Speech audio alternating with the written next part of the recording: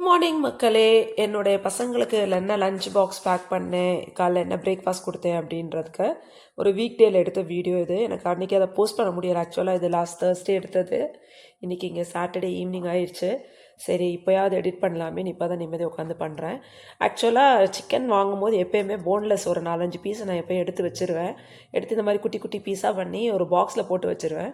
அப்போ தான் ஸ்கூல் டேஸில் டக்குன்னு பண்ணுறதுக்கு இது ஈஸியாக இருக்கும். வெங்காயத்தை வதக்கிட்டு மசாலாலாம் போட்டு அந்த சிக்கனை போட்டுட்டு பாஸ்மதி ரைஸை நல்லா ஊற வச்சு அதை போட்டு ஒரு 2 விசில் அந்த குக்கரில் வச்சோம்னா சூப்பரான சிக்கன் ஃப்ரைட் ரைஸ் ரெடி ஆகிடும் நமக்கு.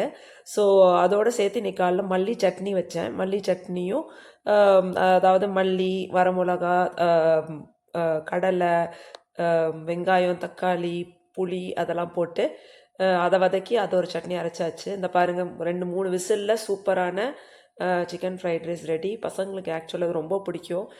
இந்த நிறைய பேரண்ட்ஸ் யூடியூப்பில் வந்து லஞ்ச் பாக்ஸ் பேக் பண்ணும்போது விதவிதமாக பேக் பண்ணுவாங்க. நிறைய டப்பாவாக வைப்பாங்க. நான் அது மாதிரிலாம் பண்ண மாட்டேங்க. ஒரு பாக்ஸ் தான், ஆனால் ஒன்றே நம்ம வீட்டில் பண்ணதா ஹெல்தியானதாக பண்ணி கொடுத்துடணும் அப்படின்றத என்னுடைய ஐடியாவாக இருக்கும். அதில் என்னால் எவ்வளோ ப்ரோட்டீன்ஸ் ஆட் பண்ண முடியுமோ அதை என்னால் நான் ஆட் பண்ணி விட்டுருவேன்.